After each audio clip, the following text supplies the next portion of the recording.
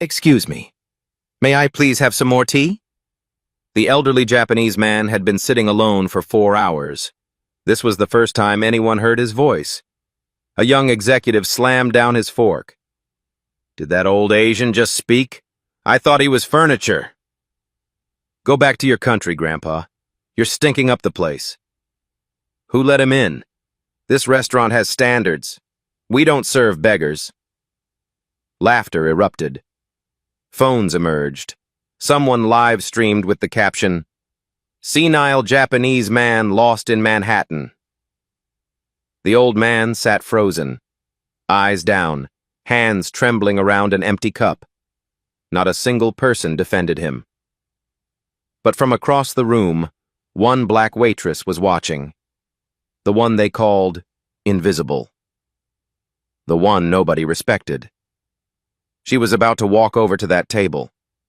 And when she opened her mouth, she wouldn't speak English. None of them were prepared for what came next. But before we get to that moment, you need to understand who Faith Underwood really was. 28 years old, born in Atlanta, Georgia, raised by a grandmother who worked 3 jobs and never complained once. Faith had moved to New York 6 years ago with $200 in her pocket and a dream that felt bigger than her circumstances. That dream had faded somewhere between the unpaid bills and the double shifts. For 4 years, Faith had worked at Sakura and Sage, an upscale fusion restaurant in the heart of Manhattan where a single entree cost more than her daily wage. She had memorized every item on the menu. She knew which wines paired with which dishes. She could anticipate a customer's needs before they even opened their mouth. None of it mattered. To the management, Faith was just another body in a black uniform. Employee of the month? Never. Promotion to floor supervisor? Not even considered. The best tables with the biggest tips? Always given to someone else. She lived in a cramped apartment in the Bronx with 2 roommates she barely knew. Every month, she sent half her paycheck back to Georgia, where her mother was fighting a losing battle with diabetes. The medical bills kept climbing. The insurance kept denying claims, and Faith kept smiling at customers who looked right through her. But here's what no one at Sakura and Sage knew. Faith Underwood spoke fluent Japanese. Not the tourist phrases you learn from apps. Not the broken sentences picked up from anime subtitles. Fluent. Beautiful. The kind of Japanese that made native speakers stop and listen. She had taught herself over 7 years. Online courses at midnight after her shifts ended.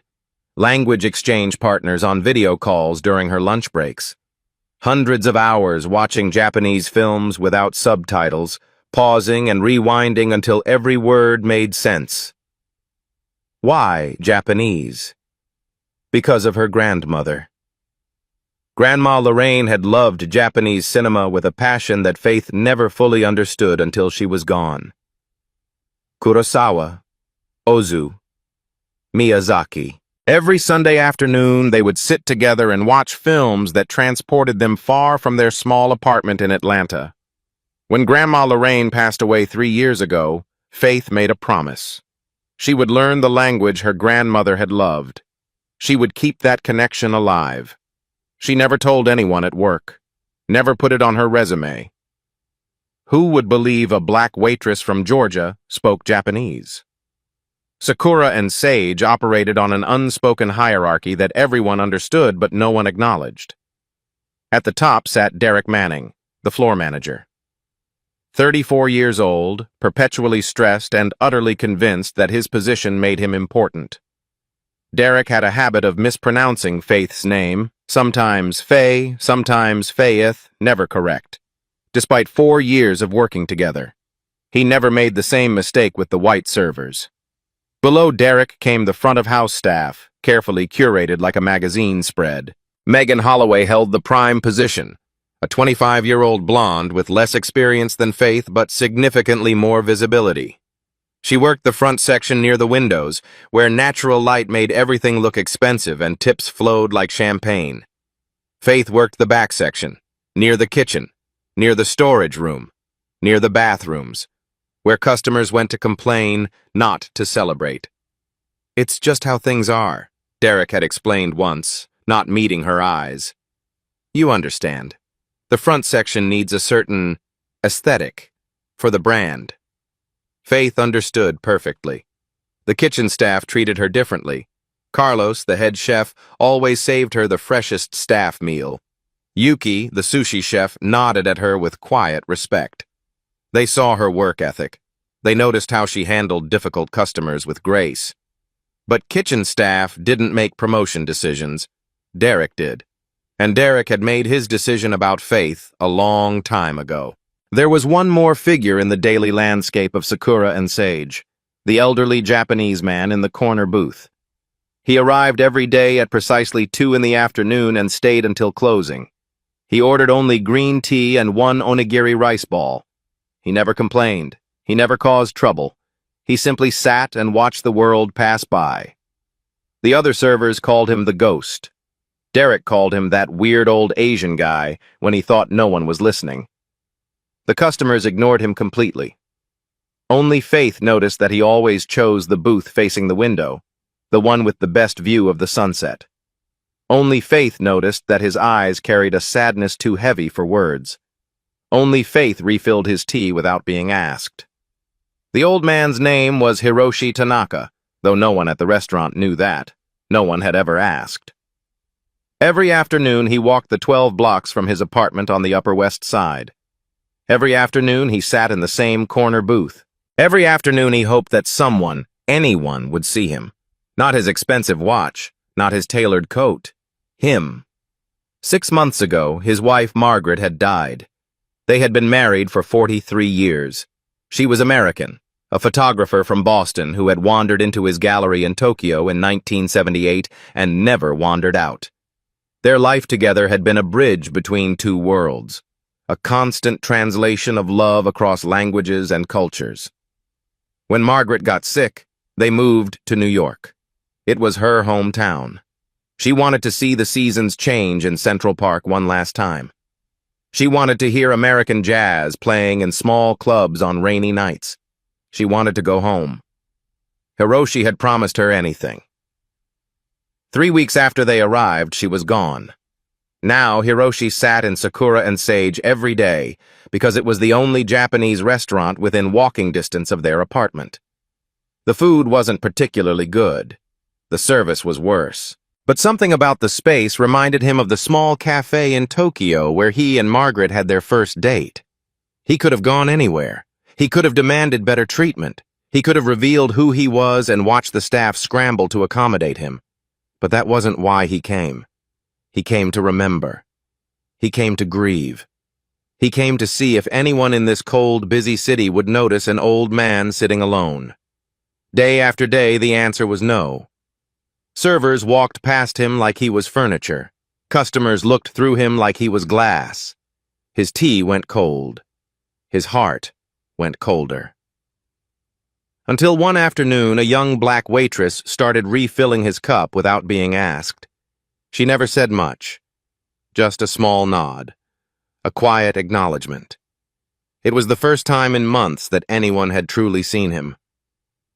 The day everything changed started like any other. 2:15 in the afternoon, Mr. Tanaka sat in his usual booth, hands wrapped around a cup of green tea that had long gone cold. The lunch rush had ended, leaving behind scattered customers and the low hum of background music. A group of young professionals occupied the large table near the center of the room.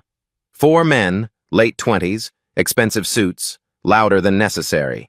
They had been drinking since noon, celebrating some deal that made them feel invincible. Faith was clearing a nearby table when she heard them start. "Hey, check out the old guy in the corner." The tallest one nudged his friend. "Been here for like 3 hours, just sitting there. Bet he doesn't even understand English. Probably waiting for someone to translate the menu." "Nah, man. He's just senile. My grandmother got like that before she died. They just sit and stare at nothing." Their laughter bounced off the walls. Faith's hands tightened around her tray. She glanced at Mr. Tanaka and saw what no one else noticed, his fingers trembling slightly against his teacup, his jaw tensing. his eyes fixed on the window, reflecting something that looked a lot like pain. He understood every word. "Someone should call his nursing home," one of the men continued. "Tell them they lost a patient." "Or immigration. How do we know he's even legal?" More laughter. Someone pulled out a phone to take a picture. Faith felt something crack inside her chest. She knew that feeling. The humiliation of being mocked in public, the helplessness of standing alone against a crowd.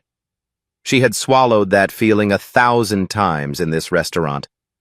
But watching it happen to someone else was different. Watching it happen to this quiet old man who had never been anything but gentle, that was unbearable. She made a decision. Faith set down her tray. Her heart pounded so hard she could hear it in her ears. 4 years of keeping her head down. 4 years of being invisible. 4 years of swallowing every insult and smiling through every slight. She was done. She walked across the dining room, past the laughing executives, past Megan, who shot her a confused look, past Derek, who was too busy checking his phone to notice. She stopped at Mr. Tanaka's booth. The old man looked up, startled. In 4 months of silent acknowledgments, she had never approached him directly. Faith took a breath. And then, in soft, clear Japanese that flowed like water over stones, she spoke. "Sumimasen, Okyaku-sama. Ano hitotachi wa taihen shitsurei desu. Okawari wa ikaga desu ka?" "Excuse me, honored guest. Those people are terribly rude. Would you like a refill?" The silence that followed was deafening. Mr. Tanaka's eyes went wide. His mouth opened slightly, then closed. For a moment, he seemed unable to process what he had just heard. This young black woman in a server's uniform speaking his native language with near-perfect pronunciation. Then, slowly, something extraordinary happened. He smiled, not the polite, distant smile of a customer acknowledging service. A real smile. The kind that reaches the eyes and transforms an entire face. The kind that Faith suspected he hadn't worn in a very long time. "Nihongo ga ojuzu desu ne," he said softly. "Your Japanese is excellent." "Arigatou gozaimasu." "Thank you." "Watashi wa Faith to mushimasu." "My name is Faith. Tanaka Hiroshi desu." He bowed his head slightly. "Hajime mashite." "Nice to meet you." The young executives had stopped laughing. They were staring now, phones forgotten in their hands. But Faith wasn't looking at them. She was looking at the old man whose eyes had finally found something worth seeing. Megan Holloway saw everything. She had been arranging menus near the hostess stand when Faith walked across the room. She watched, mouth slightly open, as the invisible back-section waitress bowed to the weird old man and started speaking. What was that? Chinese? Korean? Whatever it wasn't normal. Her fingers were already moving across her phone screen before Faith finished her first sentence. To Derek, "You won't believe what Faith just did. Come to the floor now." Derek emerged from the back office 30 seconds later, coffee cup in hand, irritation on his face. "What?" "I'm busy with—" Megan pointed. Derek followed her gaze to the corner booth, where Faith Underwood was having what appeared to be an animated conversation with the elderly Japanese man. The old man was actually laughing. Faith was smiling. They were speaking in a language that definitely wasn't English. Derek's coffee cup stopped halfway to his mouth. "What the hell is she doing?" "I don't know," Megan said, her voice dripping with false concern. "But it looks really unprofessional, don't you think? Fraternizing with customers? And since when does she speak whatever that is?" Derek's eyes narrowed. This was exactly the excuse he had been waiting for. Faith was still smiling when Derek appeared beside her. "A word. Now." His voice was ice. Faith's smile faded. She bowed slightly to Mr. Tanaka. "Shitsurei shimasu, excuse me." and followed Derek to the narrow hallway behind the kitchen. The moment they were out of sight, Derek turned on her. "What the hell was that?" You were just what? Making a scene? Drawing attention to yourself? Since when do you speak Japanese?" Faith straightened her spine. "I taught myself. 7 years." 7 years? Derek laughed, but there was no humor in it. "And you never thought to mention this? Put it on your application?" "I didn't think it was relevant." "Well, it's not. And neither is whatever you were doing out there." He stepped closer, lowering his voice. "We don't fraternize with guests, Faith. We serve them. Quickly and quietly. That's it." He was being harassed. Those men are paying customers. That old guy orders 1 tea and 1 rice ball and sits there for 4 hours. Who do you think matters more to this restaurant?" Faith felt the familiar weight of injustice pressing down on her chest. "He's a person, Derek. He deserves basic respect." Derek's smile was thin and cold. "What he deserves isn't your concern. Stay in your lane. Do your job. And if I see you pulling a stunt like that again..." He let the threat hang in the air. "We clear?" Faith's hands clenched at her sides. "Crystal." The next day, something unexpected happened. Mr. Tanaka arrived at his usual time. 2 o'clock, corner booth, green tea and onigiri. But when Derek approached to take his order, the old man shook his head. "I would like the young woman," he said in careful English. "The one who speaks Japanese." Derek blinked. "I'm sorry?" "Faith-san." Mr. Tanaka's pronunciation was precise. "I would like her to serve me today." Derek's jaw tightened. Every instinct told him to refuse, but Mr. Tanaka was still a paying customer, however small his order.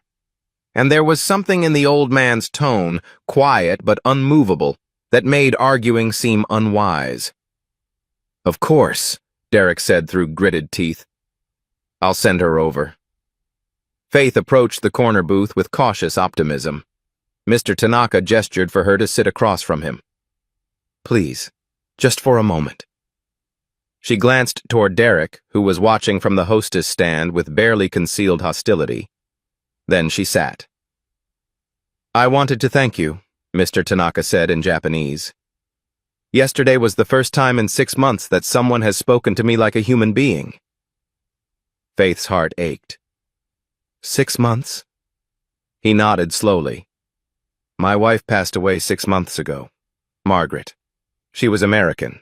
We met in Tokyo in 1978. I'm so sorry. She would have liked you."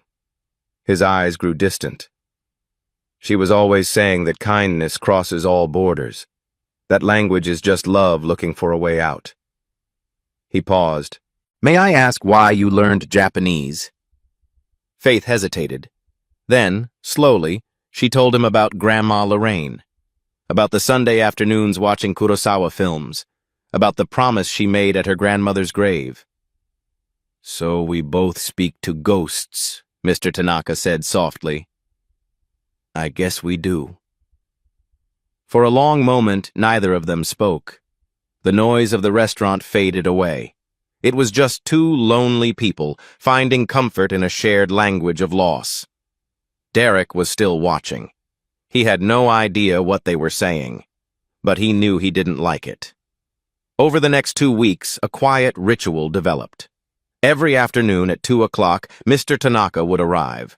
Every afternoon, Faith would serve him. And in the brief moments between her other duties, they would talk. He told her about Margaret, how she had wandered into his Tokyo art gallery looking for shelter from the rain and stayed for 43 years. How she used to burn toast every morning and laugh about it every time. How the apartment they shared felt like a museum now, full of beautiful things and no life. Faith told him about Georgia, about her mother's diabetes, about the medical bills that kept her awake at night, about the dream of going back to school that seemed to slip further away with every passing year. "You have a gift," Mr. Tanaka said one afternoon. "Your Japanese is exceptional. Why do you hide it? Faith stirred his tea slowly. Who would believe it? Look at me. Look at where I work. People see what they expect to see. And what do they expect to see? A black waitress from the South who's lucky to have a job at a place like this. She set the teapot down. Not someone who studied Japanese for 7 years. Not someone who dreams of actually using it someday. Mr. Tanaka was quiet for a moment. Then he reached across the table and placed his weathered hand over hers. My wife used to say that the world is full of hidden treasures. Most people are too busy looking for gold to notice the diamonds at their feet. Faith felt tears prick at her eyes. She sounds like she was very wise. She was. Mr. Tanaka smiled sadly. And so are you. The following Monday, Derek called Faith into his office. Corporate is coming next Friday, he said without preamble. Regional VP, big inspection, everything needs to be perfect. Faith nodded. Okay. I'm putting you on back section. Megan will handle the front. He shuffled papers on his desk, not meeting her eyes. And I want you to stay away from that old Japanese guy. His name is Mr. Tanaka. I don't care what his name is. Derek looked up, his expression hard. Whatever's going on between you two needs to stop. It's weird. It's unprofessional. And if anything goes wrong during the corporate visit, you're the first one I'm cutting. Faith felt cold. You're threatening my job because I talked to a customer? I'm protecting this restaurant's image. Derek leaned back in his chair. You've been here 4 years, Faith. Don't blow it now. She walked out of his office with her head held high and her hands shaking. That night her phone rang. It was her mother, crying. The insurance company had denied the claim for her surgery. Again. The hospital wanted $4,000 up front, or they would cancel the procedure. Faith sat alone in her cramped apartment, staring at a bank account that held less than $300. She couldn't lose this job, but she couldn't lose herself either. For the first time in years, Faith didn't know what to do. Friday morning arrived with the intensity of a thunderstorm. The restaurant gleamed. Every surface had been polished to mirror brightness. The staff moved in tight, nervous patterns, aware that their jobs might depend on the next few hours. At exactly 11 o'clock, a black sedan pulled up outside. Mrs. Victoria Harmon, Regional Vice President of Sakura and Sage Holdings, stepped through the front door like she owned the place, which in many ways, she did. 62 years old, silver hair cut in a precise bob, eyes that missed nothing. Derek practically ran to greet her. Mrs. Harmon, welcome, welcome. Everything is ready for your inspection. I'm sure it is. Her voice was cool and clipped. I'll be observing the lunch service. Don't let me interrupt. She chose a small table near the back, a position that gave her a clear view of the entire dining room. For 2 hours, she watched. She made notes in a leather-bound journal. Her face revealed nothing. Then, at 2 o'clock, the elderly Japanese man walked in. Mrs. Harmon's pen stopped moving. She watched as Mr. Tanaka shuffled to his usual corner booth. She watched as Derek pointedly ignored him. She watched as the other servers walked past without a glance. Finally, she beckoned Derek over. That gentleman in the corner, she said quietly. How long has he been coming here? Derek shrugged. Few months? He just orders tea? Sits there forever. Barely spends anything. His name? I don't know. Tony? Takeshi? Something like that. Mrs. Harmon's jaw tightened almost imperceptibly. His name, she said, is Hiroshi Tanaka. And you have no idea who he is, do you? Derek's confusion was written all over his face. Should I know him? Mrs. Harmon didn't answer. She simply turned back to her notebook, leaving Derek standing there like a student who had failed an unannounced exam. What Derek didn't know, what no one in that restaurant knew, was that Hiroshi Tanaka was one of the most influential figures in international cultural philanthropy. In 1985, he had founded the Tanaka Morrison Cultural Foundation, alongside his wife Margaret. For 4 decades, the foundation had built bridges between Japan and America, funding exchange programs, sponsoring artists, supporting educational initiatives that brought young people together across the Pacific. The foundation was worth $40 million. Hiroshi Tanaka had dined with prime ministers. He had been awarded the Order of the Rising Sun by the Emperor of Japan. His photograph hung in museums on 3 continents. And for the last 6 months, he had been sitting alone in a Manhattan restaurant, ordering green tea and onigiri, waiting to see if anyone would treat him like a human being. It was a test. After Margaret's death, Hiroshi had lost faith in people. She had always been the one who believed in humanity's goodness. She was the optimist, the bridge builder, the one who saw light in every stranger's eyes. Without her, the world seemed cold and transactional. People only cared about what you could give them: status, money, power. So Hiroshi decided to find out for himself. He would go somewhere no one knew him. He would dress simply. He would wait. Would anyone see the man, not the money?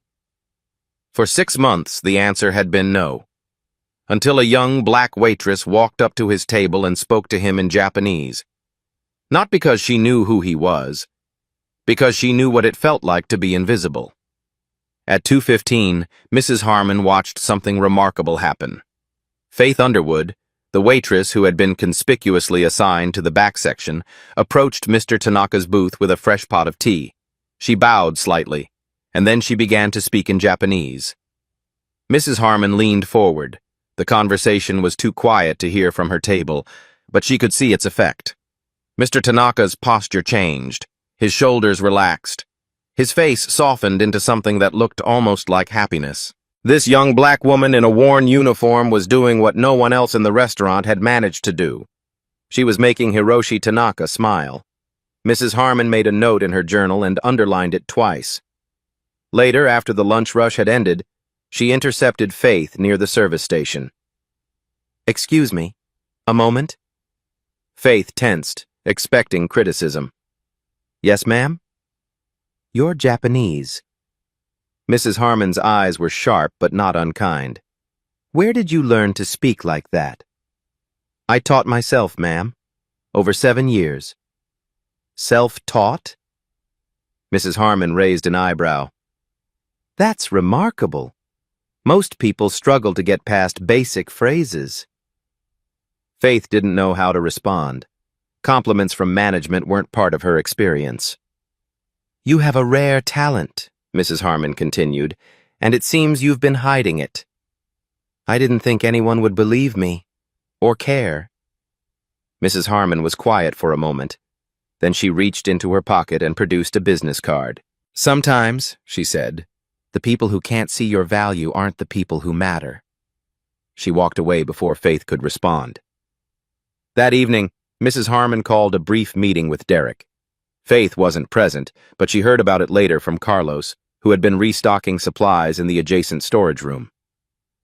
"She asked him about you," Carlos whispered during the dinner shift. "About why you're always in the back section. Why you've never been promoted." "What did Derek say?" "A bunch of excuses. Something about fitting the brand and customer expectations." Carlos shook his head. Mrs. Harmon didn't look impressed. The next morning, Faith received an email that made her read it 3 times to make sure she wasn't dreaming. From Victoria Harmon, Regional VP. To Faith Underwood. Subject, VIP. Dinner assignment. Ms. Underwood, next Friday, we will be hosting a private VIP dinner in the Sakura Room for the Tanaka Morrison Cultural Foundation. I am personally requesting that you be assigned to serve this event. Please confirm your availability. V. Harmon Faith stared at her phone screen. Tanaka Morrison. The foundation that Mr. Tanaka had mentioned once, briefly, when talking about his late wife's passion for cultural exchange. She didn't know why Mrs. Harmon was doing this. She didn't know what it meant. But for the first time in 4 years, someone with power had looked at her and seen something worth investing in.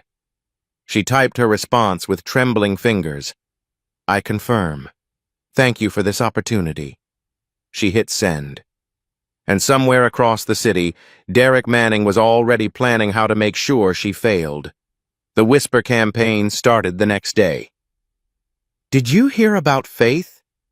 Megan's voice carried across the break room, loud enough to be overheard, quiet enough to seem accidental.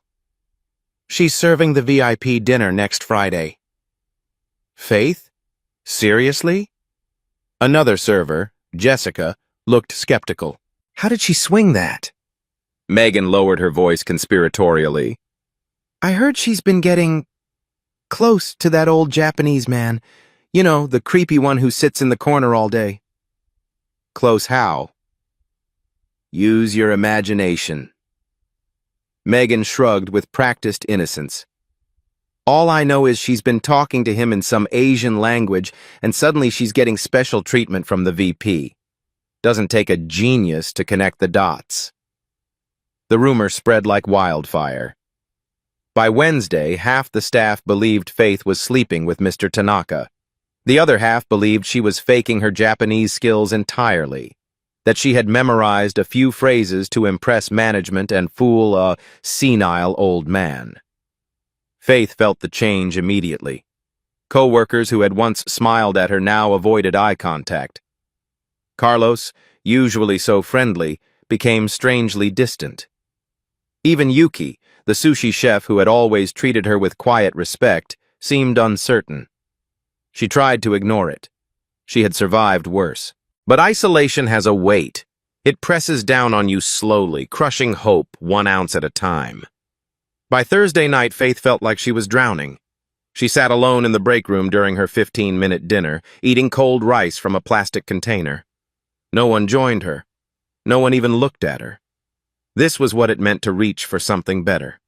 This was the price of being seen. Thursday afternoon, Derek cornered her in the supply closet. "Close the door." Faith's skin prickled with warning. She left the door open an inch, just enough for witnesses, just enough for escape. "The VIP dinner tomorrow." Derek's voice was casual, but his eyes were hard. "You understand what's at stake, right?" "I understand." "Do you?" "Because Mrs. Harmon put you on this assignment personally. If you screw up, if anything goes wrong, it won't just be your job on the line, it'll be mine too." Faith said nothing. "So let me be very clear." Derek stepped closer. "One complaint, one mistake. One single thing that makes me or this restaurant look bad, and you're done. Not transferred, not demoted. Done. I'll make sure you never work in this industry again." "Is that a threat?" "It's a promise." He smiled, a cold, thin smile that never reached his eyes. "We both know you don't belong at a VIP event. Mrs. Harmon doesn't understand how things work here, but I do, and I'll be watching every move you make." He walked out without waiting for a response. Faith stood alone in the supply closet, surrounded by boxes of napkins and bottles of cleaning solution. Her hands were shaking so badly she had to press them against the shelves to make them stop. Tomorrow night would determine everything. Her job, her mother's surgery, her future. Everything. That night, Faith was folding laundry in her tiny apartment when her phone rang. "Mama?" Her mother's voice was thick with tears. "Baby, I didn't want to worry you, but what happened? Are you okay?" "The hospital called. They said if we can't pay the $4,000 by next week, they're going to cancel my surgery." A sob escaped her mother's throat. "I don't know what to do, Faith. I don't know what to do." Faith's heart shattered into 1,000 pieces. "Mama, listen to me. Don't cry. Please don't cry." "I've been praying every day, baby. I've been asking God to find a way. But I'm so tired. I'm so tired of fighting." Faith closed her eyes. $4,000. She had $283 in her checking account. Her credit cards were maxed out. She had no savings, no assets, nothing to sell. "I'll figure it out," she heard herself say. "I promise, Mama. I'll find a way." "How?" "I don't know yet, but I will. I'll call you tomorrow." She hung up and sat perfectly still on the edge of her bed. For 5 minutes she didn't move, didn't breathe, didn't think. Then, very quietly, Faith Underwood began to cry. She cried for her mother. She cried for herself. She cried for every dream that had slipped through her fingers like sand. Tomorrow, she had to perform miracles. Tonight, she was allowed to break. Friday morning arrived gray and cold. Faith dragged herself to work on 3 hours of sleep and a prayer. The VIP dinner was scheduled for 7 o'clock. She had 8 hours to prepare. But first, she looked for Mr. Tanaka. 2 o'clock came and went. His corner booth remained empty. 2:30. Still nothing. 3 o'clock. The teapot Faith had prepared sat untouched on the service station. He had never missed a day, not once in 6 months. Faith felt a cold knot forming in her stomach. Had something happened to him? Had he fallen ill? At his age, anything could happen. A stroke, a heart attack, a simple fall down the stairs. She thought about their conversations, about his loneliness, about the sadness in his eyes when he spoke about Margaret. What if he had decided he was tired of waiting? What if she never saw him again? The thought was unbearable. 4 o'clock, 5 o'clock. The booth stayed empty. Faith moved through her duties like a ghost, refilling water glasses and clearing plates without registering any of it. Her mind was split in two, half dreading the VIP dinner, half mourning the old man she had grown to care for. At 6 o'clock, she retreated to the bathroom and stared at her reflection in the mirror. Tonight, she was alone, just like always. At 6:15, Faith stood in the staff changing room, staring at her uniform. The black fabric was worn thin at the elbows. The buttons were dull. It was the same uniform she had worn for 4 years, the uniform of someone who blended into the background, who didn't matter, who could be dismissed and forgotten. She could walk out right now. Tell Derek she was sick. Go home and hide under her covers and pretend tomorrow was just another day. But then what? Her mother would still need surgery. The bills would still be due. And she would still be exactly who she had always been. Invisible. Overlooked. Afraid. Faith closed her eyes and heard her grandmother's voice, clear as Sunday church bells. "Dignity isn't given, baby girl. You carry it in."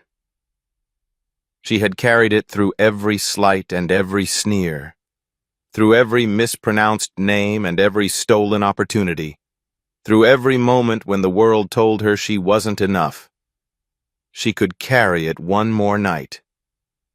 Faith buttoned her uniform slowly, deliberately, like armor. Then she walked out of the changing room with her head held high. Whatever happened tonight, she would face it standing up. The Sakura room had been transformed. Cherry blossom arrangements adorned every table. Soft lighting cast warm shadows across cream-colored walls. A string quartet played gentle classical music in the corner. Everything whispered elegance, restraint, perfection.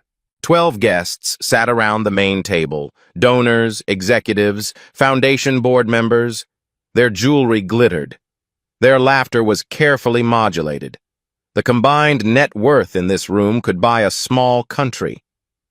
Faith entered through the service door, carrying a tray of appetizers.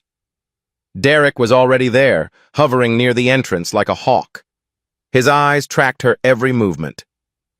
Mrs. Harmon sat at the head of the table, engaged in conversation with a silver-haired woman wearing pearls. She glanced up as Faith entered and gave an almost imperceptible nod. Faith began to serve. Her hands were steady. Her movements were precise. Years of experience guided her body while her mind stayed alert, scanning for any problem, any opportunity, any sign of what this night might bring. The chair at the center of the table, the guest of honor's seat, remained empty. "Where is Mr. Tanaka?" one of the guests asked. "I thought this dinner was for the foundation." "He'll be here," Mrs. Harmon said calmly. "He's never late, just private." Faith felt her heart skip. Mr. Tanaka was coming. He was alive. He was going to be here. She didn't know whether to feel relieved or terrified. At 7:15, the door opened. Hiroshi Tanaka stepped into the Sakura room, and for a moment, Faith didn't recognize him. Gone was the simple coat and worn sweater. Tonight he wore a perfectly tailored charcoal suit with a silver silk tie. His posture, usually hunched with grief, was straight and commanding. He moved like a man who had spent decades in rooms exactly like this one, because he had. The transformation was stunning, but his eyes were the same. Still carrying that deep well of sadness, still searching for something real in a sea of performance. Those eyes found Faith. For a single heartbeat, everything else disappeared. The guests, the music, the glittering chandeliers, all of it faded into background noise. It was just the two of them, connected by weeks of shared silence and broken teacups and a language that no one else in this room could speak. Mr. Tanaka bowed his head slightly. The same small bow he had given her that first day, when the tray had fallen and no one else had cared. Faith bowed back. Then the moment passed, and Mr. Tanaka was swallowed by the crowd. Board members rushed to greet him. Donors offered condolences about Margaret. The silver-haired woman with the pearls kissed both his cheeks. Derek's face had gone pale. He finally understood who had been sitting in his back section for 6 months, and he was beginning to realize how badly he had miscalculated. Dinner proceeded smoothly for the first hour. Faith served courses with practiced grace: miso soup, sashimi, wagyu beef, each plate delivered with precision timing. She moved like a shadow, present when needed, invisible when not. Then came the toast. An elderly gentleman from Tokyo, a longtime friend of the Tanakas, rose to speak. He had been asked to deliver a tribute to Margaret's memory. But as he began, it became clear that his English was failing him. "Margaret's-san she was very—" He struggled, his face reddening with embarrassment. "I am sorry. The words in English are difficult. My heart knows what to say, but my tongue cannot find it." An awkward silence fell over the room. The board members shifted uncomfortably. Someone coughed. The string quartet stopped playing. Mr. Tanaka looked pained, watching his old friend struggle. And Faith made a decision that would change everything. She stepped forward from her position by the wall. "Sir," she said quietly in Japanese, "if you would permit me, I could interpret your words." The elderly gentleman's eyes widened. So did everyone else's. Derek made a strangled sound from the doorway, but Mr. Tanaka spoke before anyone else could object. "Please, Faith-san, please, help my friend speak." Faith took a breath, and then she became a bridge. The old man spoke in Japanese, pouring out his love for Margaret, his gratitude for her friendship, his sorrow at her passing. His words were poetry, rich with decades of memory and meaning, and Faith translated them, sentence by sentence, into English that rang with the same beauty and power. When she finished, the room was silent. Then someone began to cry. Then another. And then, slowly, the entire table rose to their feet in a standing ovation. Not for the speaker, for the translator, for the invisible waitress who had just revealed a gift that no one knew she had.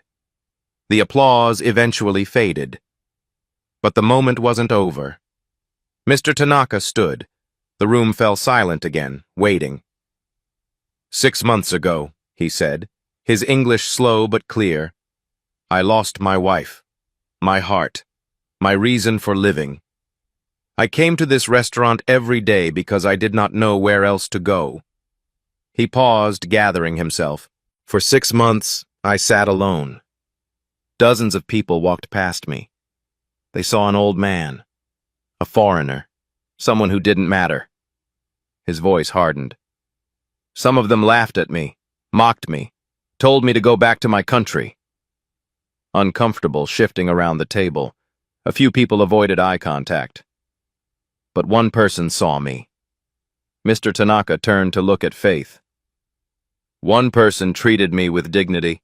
One person reminded me why my wife spent her life building bridges between worlds. He walked toward Faith, who stood frozen by the wall. This young woman, he said, loud enough for everyone to hear, has more grace in her smallest gesture than most people have in their entire lives. She spoke to me in my language. She listened to my grief. She saw a human being when everyone else saw nothing.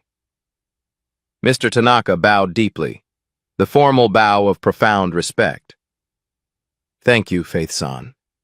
Margaret would have loved you. Faith's eyes filled with tears.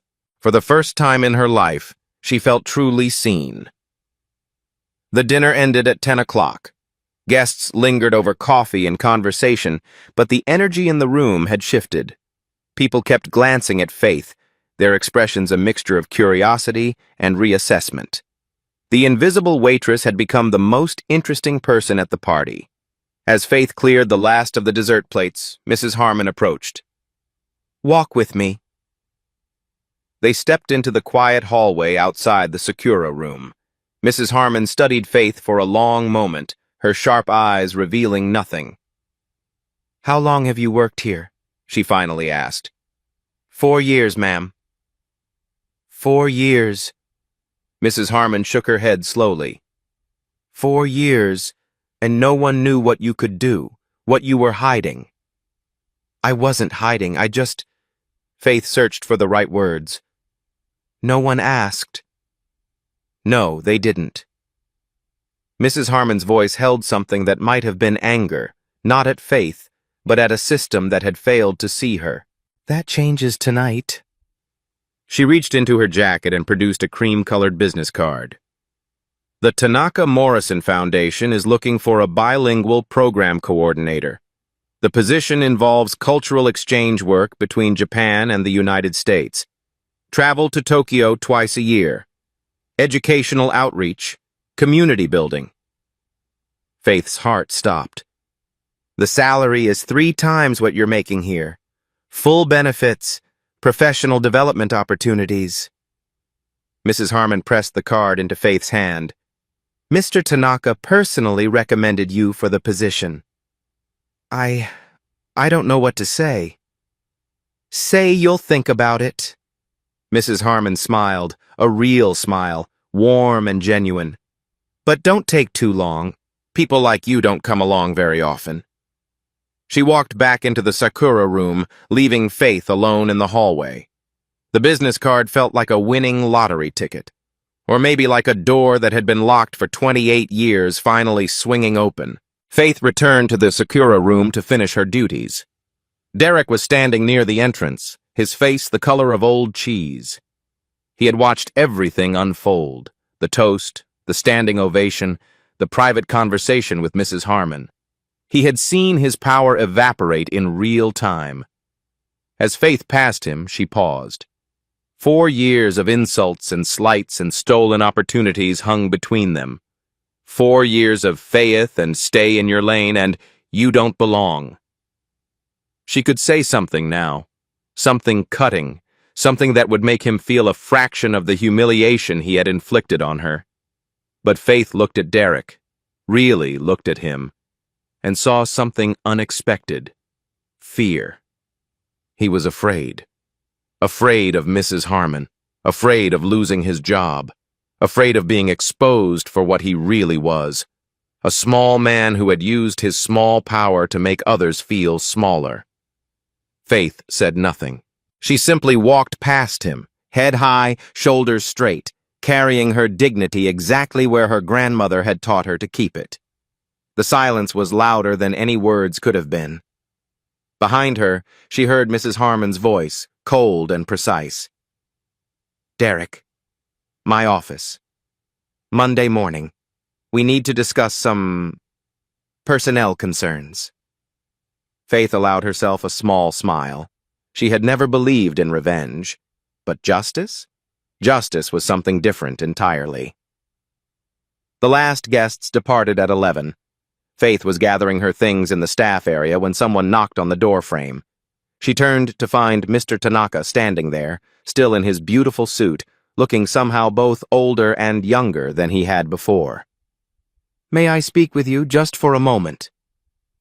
They walked together to the corner booth, his corner booth, now empty and quiet in the darkened restaurant. The city lights glittered through the window like scattered diamonds. Mr. Tanaka reached into his jacket and withdrew a small envelope. "This is for you." Faith opened it with trembling fingers. Inside was a check. Her eyes went wide when she saw the amount, and a handwritten note covered in beautiful Japanese calligraphy. "The money is for your mother's surgery," Mr. Tanaka said. "Mrs. Harmon told me about your situation. Please accept it, not as charity, but as an investment in someone who invested in me." Faith couldn't speak. The check was for $15,000. "The note," Mr. Tanaka continued, his voice thick with emotion, "says something my wife used to say. The bridges we build with kindness last longer than any made with stone." Tears streamed down Faith's face. She didn't try to stop them. "Mr. Tanaka, I don't know how to thank you." "You already have." He reached out and patted her hand gently. "You saw me when I was invisible. You spoke to me when I was silent. You gave an old man a reason to keep living." He smiled. "That is worth more than any money." Faith bowed deeply, the respectful bow of a student to a teacher. "Arigatou gozaimashita," she whispered. "Thank you for everything." "No," Mr. Tanaka replied. "Thank you." 6 months later, Faith Underwood stood on a stage in Tokyo. Behind her, cherry blossoms painted the windows pink. Before her, 50 American students sat in rapt attention, notebooks open, eyes bright with curiosity. They had traveled across the Pacific for a cultural exchange program, the same kind of program Margaret Tanaka had dreamed about decades ago. Faith spoke to them in English and Japanese, switching between languages like breathing, building bridges with every word. Her mother's surgery had been successful. The medical bills were paid.